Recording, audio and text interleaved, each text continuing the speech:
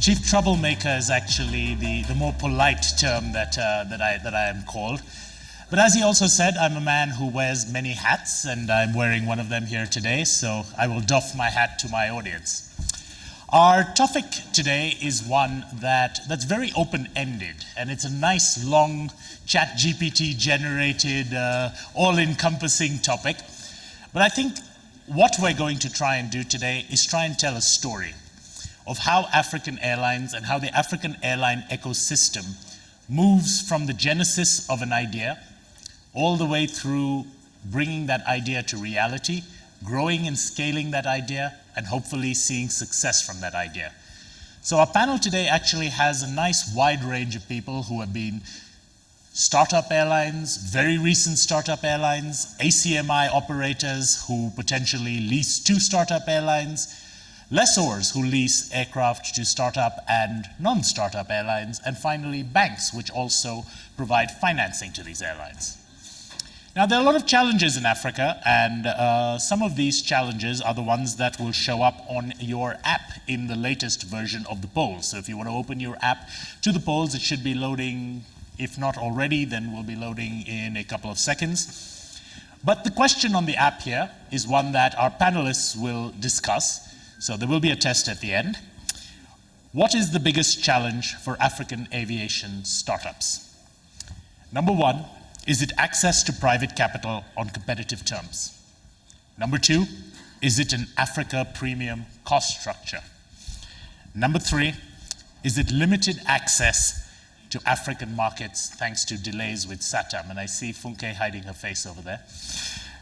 And number four, is government interference in the free market? And I can see a lot of people here probably should be hiding their faces if they haven't already. So yes, without further ado then, let me introduce my 5 panelists for today. We were supposed to have had a 6th panelist, which was Davison Simango from Zotis Group, who are the funding partners for the government of Ghana's supposed new national airline, but then when he saw I was moderating it, he probably chickened out. So we will have only 5 today. But this is a wonderful 5. So I'm going to start off with introducing my first panelist, and that's going to be Winnie Nafula. She's here from Dragonfly Aviation right here in Kenya. Now, you may not have heard of Dragonfly, and that's because they're a recent startup. And they're a startup with a fascinating business model of being an African ACMI provider into markets like Somalia. So even though she looks very quiet and unassuming over here, she's used to dealing with Somali warlords as her clients, so be very careful with her.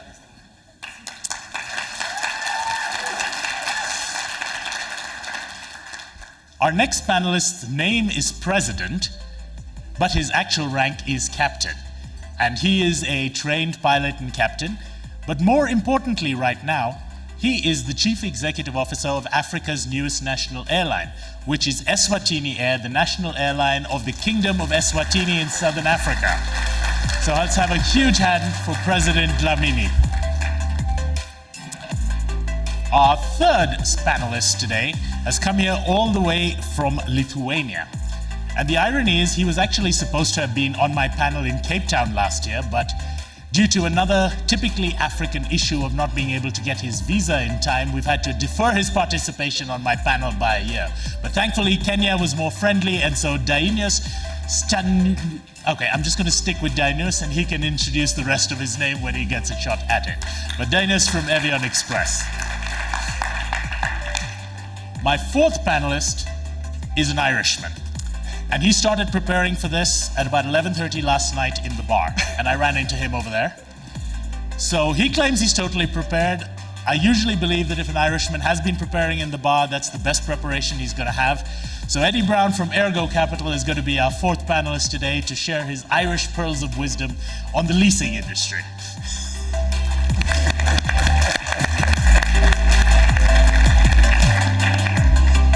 And then last but not least is the banker in our group, and this is Morne Visagie. And, you know, he sits quietly in the corner whenever we're having a discussion, but he's actually a man you don't want to cross, because what he's been doing most of this last year has been repossessing aircraft from Russia. So, when you look in terms of between Winnie's Somali warlords and his Russian mercenaries, this is a panel you got to be a bit careful of. Plus the chief troublemaker to start getting everybody into a bit of trouble now. So without further ado, let's jump on into the questions.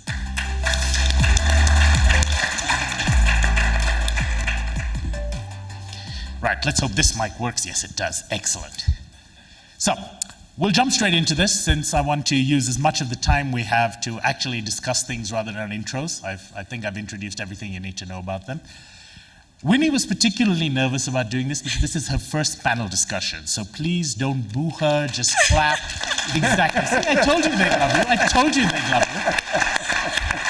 Now, but the key thing to all of this, and I think this is the key that you'll see a lot from there, is if you have the knowledge to share, you really have nothing to worry about talking in front of a room of people. So the key question that I'm going to start off with Winnie, because she has a very interesting business model, is why did you make the choices you did about your business model and about the fleet that you've decided to operate? So tell us a bit more about the background of Dragonfly and how you got to this point. Okay, thank you very much, Sean. I'm pleased to be part of this panel this morning. Now, I'll just spend a few seconds talking about Dragonfly, who we are and what we do. Now, Dragonfly is a new startup. We started our operations last year in March. We are based out of Wilson Airport, and we are a non-scheduled operator. We have a very strong team of management team, and this team is led by our very able CEO, Ms. Patricia Matu. Now, the management team, I'm very proud to say that 65% of this team is female leadership. So we are very proud about that. Now, on to your question, Sean, about why the choice of business model. Now, we did a thorough market analysis of the Kenyan market, Kenyan domestic market, and we felt through this market analysis that the current Kenyan domestic market is very well served. We have enough players, and we feel that they are actually doing a good job. Now, during the market analysis, we also looked at various strategies. We looked at the red ocean and the blue ocean. And as a startup, we felt like we're not going to go into the red ocean because obviously it's a bit crowded in there. So we decided to settle on the blue ocean. And non-scheduled operations have really offered us flexibility, and they've actually allowed us to carve a niche for ourselves. So we are not doing what everybody's doing, but we are doing something different. And also what I forgot to mention is that the services that Dragonfly offers is non-scheduled services. So we specialize in ACMI solutions, charter services. We also do ad hoc flights and specialized operations. So this was a very deliberate decision to make sure that we carve a niche for ourselves, and we choose as you rightfully put it, Mogadishu, because it's an underserved market. So we didn't want to concentrate all our efforts in Nairobi because the current operators are actually doing a good job right now. So we just decided to go to an underserved market and give it our best. And that's what we're currently doing. No, excellent. I think it's refreshing to see that African airlines are moving away from the model of, let's get some Boeing and Airbuses and fly them half empty to Dubai. So, it's wonderful to see that. So, our second startup airline here is President's, and that's from Eswatini. And, I'm going to share a little bit of an anecdote here, that back in March, Aaron Munetsi asked me to teach a seminar on fleet planning for some of the Airline Association of Southern Africa members. And one of my students in that class was President right here. And at the end of that class, I said there will be a test someday. And today is the day where his test is coming due. So without further ado, President, can you tell us some about what went into the fleet decision process for Eswatini Air? Okay, thank you very much, Sean, and good morning, everybody. We started off just after, actually during the pandemic. We realized as a country that we had been locked in, and we only had one route out of the country. So we decided as a country that we needed various options to get people in and out of the country. So that comes to define our mandate.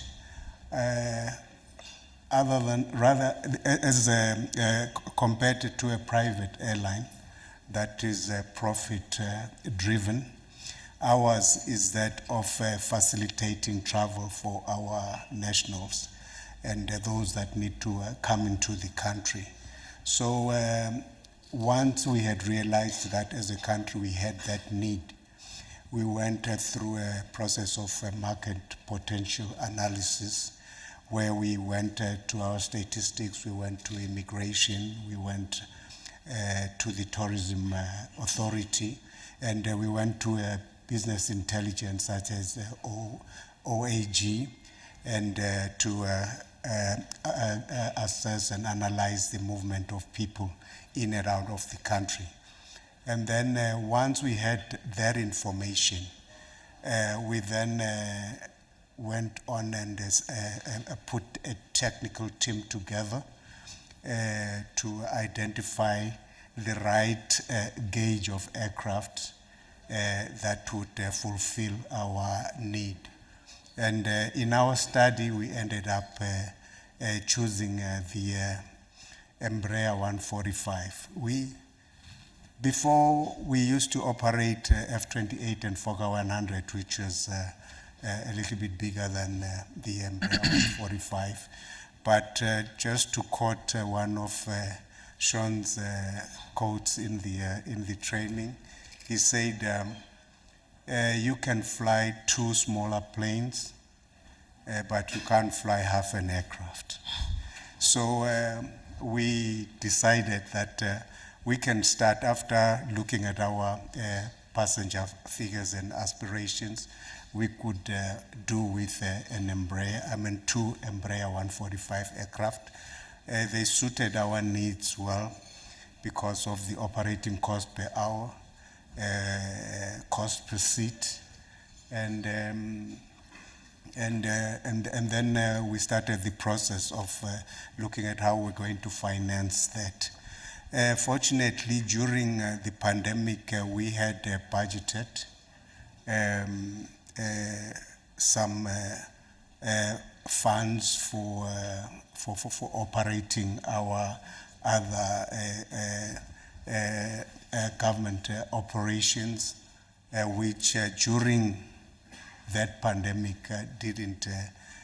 So we had some reserves that were sitting there, and we started debating on whether we would go for a lease purchase or an outright purchase. And looking at the prices of aircraft during the pandemic, the outright purchase became the more preferred option. So we went. The other reason, of course, is because as a startup airline, if you go to financiers, you don't have a history. So that's what they would want to use to see if you'll be able to repay the loan. So that's what informed our decision to go to the resources that were already available for us. And of course, we did our business plan, cash flow projections, and we found that it was possible to start. I think that's a perfect lead-in to now bring the financiers and leasing companies into the discussion. So, you've heard the introductions. These are very, very diverse models. One's a private sector focusing in a underserved high-risk niche, and one's a state-backed airline which is focusing on effectively a public utility service. So let's start with Eddie. Do you see, would you lease a plane to this lady, and would you lease a plane to that man? If yes or no, and why? No, and first of all, thanks for taking me here. I'm really, really happy to be here. And what I'll say to both of you is, not yet. But, Ouch. but one thing that I really appreciate as a lessor is that you guys have your aircraft already. I think that's really important. When people ask me, can I have an aircraft to start up my airline, whether it's Africa, Europe, South America, I need to get an LOI so I can start my AOC process. We all know, and I look at their business plan, we'll have the AOC in 3 months, and it's going to cost me $100,000.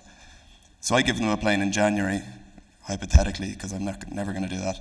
And the AOC process can take anywhere from 3 months in a really polished CAA that takes that does everything quickly. But sometimes the AOC process can go from 3 months up to 3 years. And if I've given you an aircraft that has a lease rate of $100,000, if you've got it budgeted for 3 months, you might have a budget for $300,000.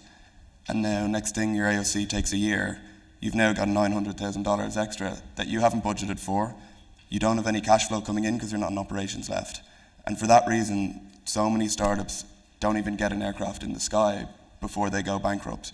So that's what I think from a lessor perspective, it's really great that you guys have aircraft already and you're already generating cash flow. When I come to my credit committees, I don't have to say hypothetically here's their forecasts and they may make money at these rates depending on macroeconomic conditions. No, it's like, look, they've got a history. As you said, a history is so important when you're coming to financiers and lessors. They know how to make money. Now they just want another aircraft to grow.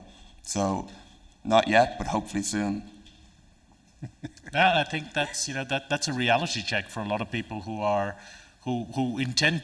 I specialize in startup airlines, and I get about twice a month someone coming that, I'm going to start an airline by September, and you're like, yes, but which September? And I think that's something that a reality check is needed. It just can't be me saying it to them over and over, but now you're hearing it directly from the horse's mouth that it's very, very difficult for a startup to be taken seriously.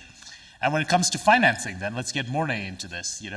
You got something backed by the government of Eswatini here, and what I found interesting what President said was people will still not lend or back something that has potentially a government backing and a government shareholder. What is your view on something like that? Yeah, so from Absa's point of view, right, so we always look at presence countries first. So do we have a presence on the ground? And I think that's key for us because that's where the relationship starts, right? If we've got somebody on the ground, what I tell the teams in country is we don't fund airlines, we fund aircraft. So if we like the aircraft, that's our first point is how marketable is that aircraft? Is it liquid? At what price are you acquiring these assets? How much equity is going in? So these are all the checks and balances. I probably have the best job in the room because I get to play with other people's money. But with that comes responsibility, right? I can't be reckless and lending it out to anybody who's got a dream, as you say.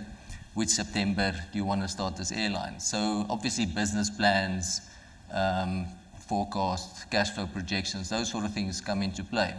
I think there is a bit of safety and it's worked well on the African continent where you've got the backing of the government. I think airlines are critical to the roles of government, stimulating the economy, tourism, and that's why it's a good sign for us to see that your government supporting the airline. What form of support does it take? And I think that's the deeper question. You'll have to unpack that a bit more to understand how's the airline being supported. It's not always financial, right?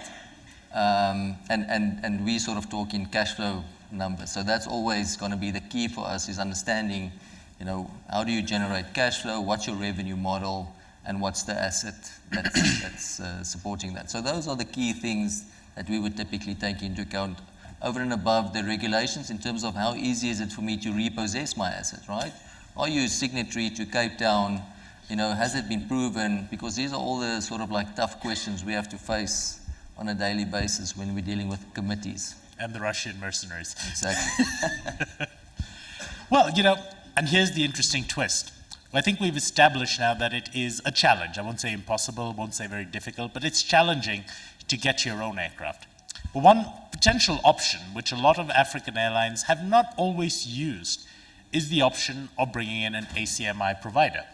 Now, ACMI providers come in all shapes and forms. Some countries will allow them to be used as part of a startup. Some will only allow it to be used in terms of short-term capacity additions and things as such.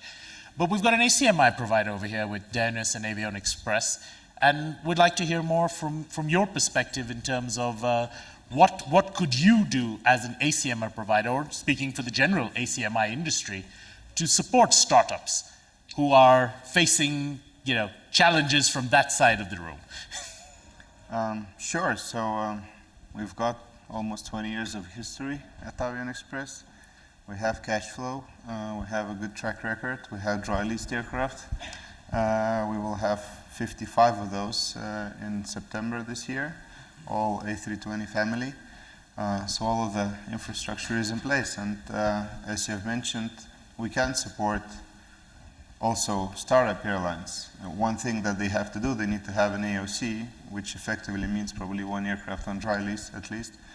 But other than that, ACMI is like a plug-and-play solution, right? You come in with your aircraft crews and the whole infrastructure ready to fly from day one. Airline in a box. Exactly. So I think the solution is really flexible. It would allow many of the airlines to not to commit for a 6-year period, but to test different routes, to try out new markets, to have backup solutions, and to evolve the business in that way with limited risk, right? And also limited capex, which you don't need to inject right away. So ACMI has plenty of benefits, especially for startup airlines, also for the existing ones. And of course, Africa has a lot of potential as a market. It's anything below the equator is of perfect counter seasonality to Europe, where we operate in the summer season.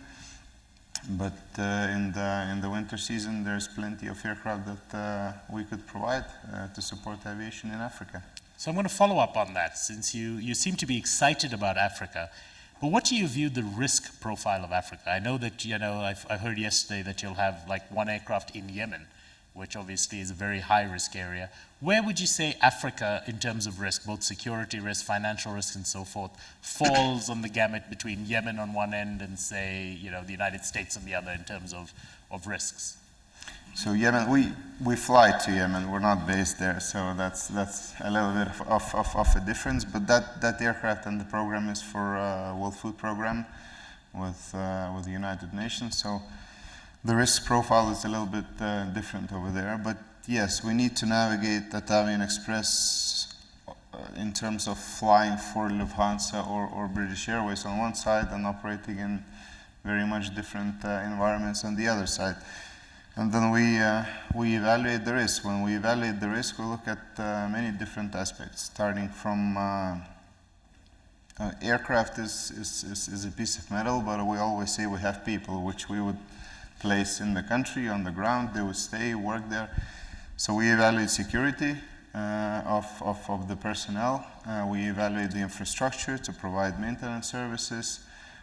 We evaluate the risk of the customer, of course, operationally, as well as financially. As long as it's within acceptable limits on our side, then we can, of course, move forward.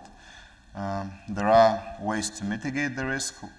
When we talk about financial risk, it is always a cash deposit, which is more or less a standard market practice, also applied towards us in some cases, and this is what we do to our customers as well. So that at least covers part of your risk, but this is one of the essential bits that the lessee, the customer should consider as well. No, I think that's again, something that's a bit of a reality check for a lot of African airlines who often don't look at it from the counterparty's view, in terms of you may be comfortable with the environment you're working in, but your counterparty may not be, and you do need a meeting of minds to be able to take any sort of agreement forward. But obviously, as has been discussed here, a startup is just step one. As airlines mature, you go from having your first 1 or 2 planes that you start up with, like President has got his 2 planes. I think both of you have 2 planes right now in operation. So, you need to get a third plane at some point. So Winnie, let's start with you. How, when and how do you, have you, will you make that decision to get new planes? Will they be larger planes? Will they be different types of planes? What is driving your decision making in this process? The decision making for fleet planning for us is driven by our market analysis again. We've looked at the target market once again. We've looked at the trends, and we've also looked at the competitive landscape. Now, looking at our market analysis, we've been able to identify the type of aircraft that we would like to add on to our fleet. And we also considered factors such as the passenger capacity, the range of the aircraft, the fuel efficiency, the maintenance cost, the training, as well as just the overall operational costs. There's an aircraft on the way for us, Q400. We are sticking to turboprops. We don't want to bring an Airbus, as you said, and fly it empty. So we are sticking to what we know. We'll still continue operating the turboprops for now. Yeah. I think that's you know, it's slow growth is still growth, and it's better than going backwards. Yeah, that's true. So now, President, you are now a scheduled airline. You are flying almost exclusively in the SADC region. Do you have ambitions to go further afield? And if so, where and with what kind of aircraft and when? Okay, I think I can start by repeating more or less what Dragonfly has said, that we have no aspirations for intercontinental flights as yet, not in our five-year strategy. Yeah, not in our 5-year strategy. And we are, when we started our model, we went for routes that were not serviced yet. Maybe just one of our route that is being serviced, which is our prime route between Eswatini and Johannesburg. Yes, that one, we needed that one for connections. But the other 3 routes were not serviced. So we are developing those routes. And we will continue to monitor how they grow. And there's steady growth on those routes. And while that is happening, we are continuing with our market potential analysis, looking at other potential routes still in the region. We are looking at expanding and consolidating on those routes within the SADC region. And then we'll start looking at going further, maybe to East Africa, possibly at another stage, West Africa. Then that will, then when we'll be looking at the gauge of aircraft. But with the current route network that we're looking at, the Embraer continues, the current fleet, because what we, in fleet planning, of course, we spoke about, you need the issue of fleet commonality. And you also need to see whether you have other operators in the region with whom you can collaborate on issues of maintenance. Sometimes, right now, we are being hit with an acute shortage of pilots, where we could look at issue of exchanging pilots. We're still hoping that with time, our regulators will come and agree on common regulation. Where people from different countries can use the same license to fly in different countries, because that would really help us, because we'd be able to exchange our human capital without any impediments. I love the fact that the regulator is sitting right there. The regulator of regulators is sitting right there with a big smile on her face. So I think this is something that is near and dear to all African operators, the ability to really achieve the common market that has been that's been a dream for over 30 years and that hopefully is coming to reality now. And Yeah. not just in market access, but also in regulatory and standards and everything else. But here's the interesting questions now, again, down to the leasing side of the table. You've heard now what their next step plans are. Does this make you more likely to want to work with them? Absolutely, I think so. I mean, look, absolutely. Look, as a lessor, having growth via leasing is probably one of the most least capital-intensive ways to grow. And we as Aergo, we have everything from Dash 8s and ATRs up to A380s and 787s. Hopefully, after 5 years, President, I can give you maybe an A330 or an A380. But for now, You, sir, are the problem.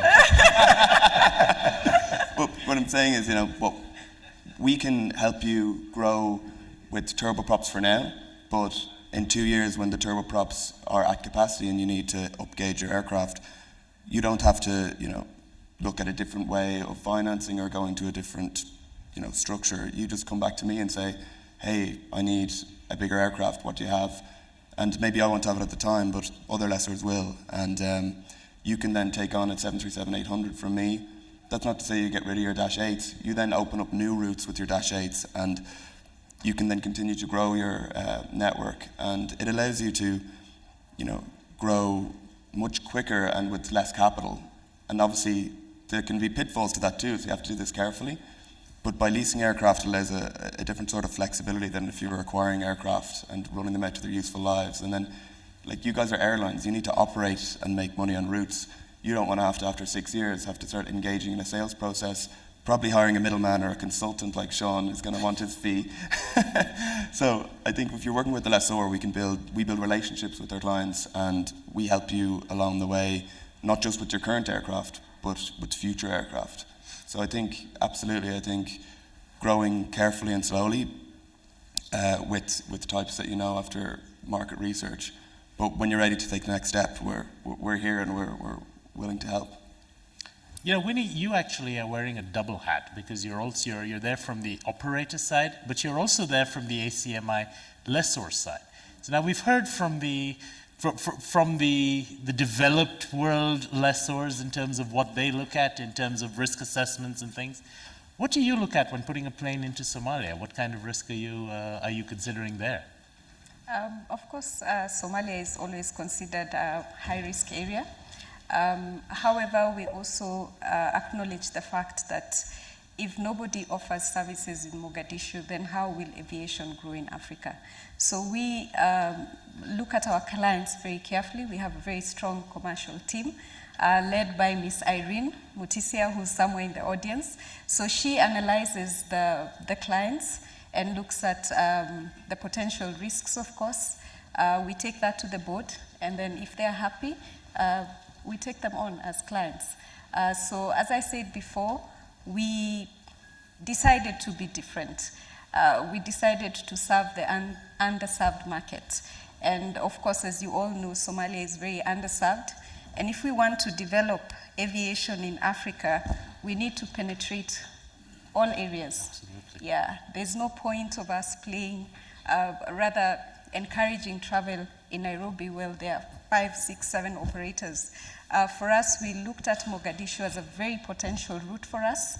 And 1 year down the line, we can't complain. It's working perfectly for us. I think you summarize what I really believe about African aviation is that the potential is essentially infinite, because there are so many sectors where the right operator at the right price point has not been able to actually offer a service. It's not, people are not flying not because they don't want to fly, but because they haven't found a service that meets their needs. So I think that's really good. But Morne, down there, you've heard what she said about the way she does her risk analysis and so forth. Now, obviously, Somalia is not a Cape Town participant and so forth. Generally in Africa, how important have you found that the Cape Town Convention, A, is important to how you're willing to get into deals in those markets, B, how much it is actually being adhered to if things go wrong in those markets, and C, how much benefit will African countries get by signing up to Cape Town? Yeah, so coming back to the basics, I mean, the rule of law in the country is key, right? So you can sign up to Cape Town, but if you can't apply any of those rules and regulations, it doesn't help. So obviously for us, what's important is, again, being in that country, understanding the local regime for repossession. So local law mortgages, if they work, then we would definitely fund into those jurisdictions. And obviously when we come to Cape Town, it helps us when we go to our committees, but I'm not seeing necessarily that there's a big benefit to the airlines at this stage. But I think that will develop over time as people get a lot more comfortable with that in the region. But I haven't seen big benefits for airlines signing up to Cape Town at this stage. Because if I bring it back to the likes of South Africa, the local law is so well developed, you don't need to be a signatory to get the benefits, because the local laws work. No, so I think the message I'm getting from that is there needs to be consistency in application of laws. It doesn't necessarily mean application to a specific law, but that both sides need to understand that when we agree on A, B, or C is the terms of reference for which our business relationship will be conducted. So I think that's an important message, and I think that everyone here, all the stakeholders, need to keep pushing their governments to improve in that area, because we've seen from the lessors, we've seen from the operators, we've seen from everyone that the lack of a consistent system under which aviation operates has been hampering. And in fact, if you've seen the poll questions, which I've had half an eye on as it's been developing from here, government interference seems to be winning as one of the biggest challenges to African aviation, among our audience today. And I'm going to have a little chat myself now to say something, because I think those who follow me around know that I am probably one of the most outspoken people against governments being involved in national airlines. But I do make an exception in one particular case, and that is in the case of a country like Eswatini, because as President has explained, the reason they went into this is they established that there is a need for transport, but Eswatini as a market was, I won't say insignificant, but smaller than most markets that major players take seriously. So there is a role for governments, not just to be regulators of a market, but to actually drive a market. And that may mean sometimes funding a national airline to be a catalyst, to give an impetus, and then maybe if the private sector develops, to come in behind them. So I think it's fascinating to see the different dynamics that various people have here, but the shared challenges in terms of implementing, all their agendas with the different dynamics. So we've got 4 minutes left on our schedule over here, so I'm just going to run back through each of these, give them maybe a minute each, and then try and wind up there.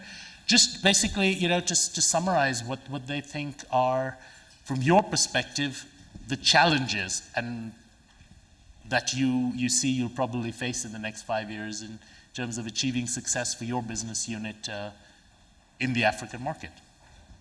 I think one of the challenges that I would like to speak to is the infrastructure or lack of infrastructure in aviation in Africa. It makes it very difficult for you to penetrate the untapped markets. So I think governments should come in, and I wish that we have a government representation here, but I wish that the Minister of Transport would have been here to listen to all the conversations that are happening, because that is where decisions are made. And if they just come, give their speech and go, then we're not really solving the problem. So I think one of the issues that I would like addressed is the infrastructure, so that we can be able to penetrate into markets that we can't. The second issue is the regulatory framework. I think that needs to change. In Africa, we have some countries that are a bit way behind than others. So we need a lot of support so that we can be able to grow our industry. So those are the two issues that I would like to speak to. So just the government involvement, and also the high operating costs. The taxes are too high. in Africa. We pay premium for everything, from fuel to the landing fees, the parking fees, the navigation fee. I think we pay so much, and it becomes very difficult for us to become competitive. It's a self-fulfilling prophecy. You think that flying's for the elites, you tax it more, and as a result, only the elite can afford to fly. Exactly. President, what about you? Let's go 45 seconds. We're down to our last 2 minutes. Okay. All right, thank you very much. We cannot overemphasize harmonization of regulation. It's very important because it will improve the sharing of resources. And the barriers to entry are a problem for startup airlines. For instance, we want to go into interline agreements. And the process of going through the IOSA accreditation, the auditors will require history before they can audit.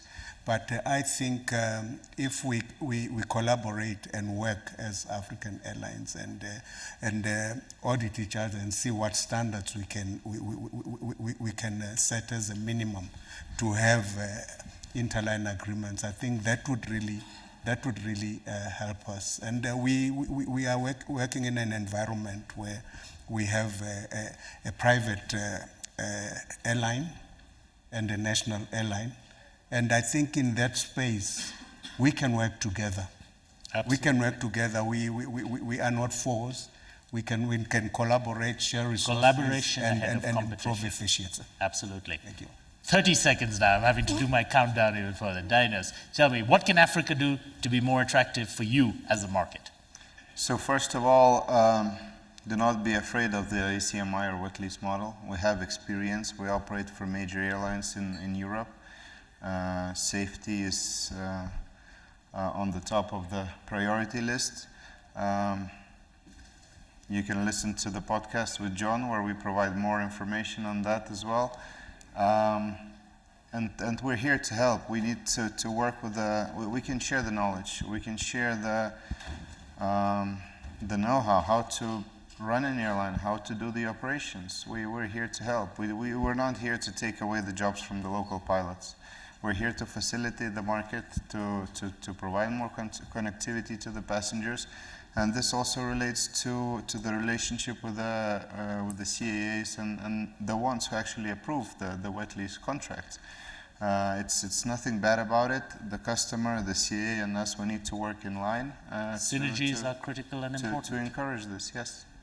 Eddie, 23 seconds. Don't worry, I'll give you a 10. I just completely agree with Winnie on the Africa premium cost structure. You know, the airlines are fighting such a tough battle, and then, you know, compared to their, you know, European or Asian counterparts, all of their costs are so much more, and yet their profit margins aren't any higher either. So their cost structure is just way too high.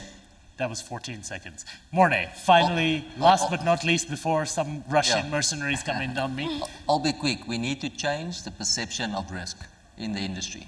That, for me, is the key. I think there's the wrong perception out there about how risky this industry is, and it's not. I think that is a perfect note to end on. This is not a risky industry if you do your jobs well.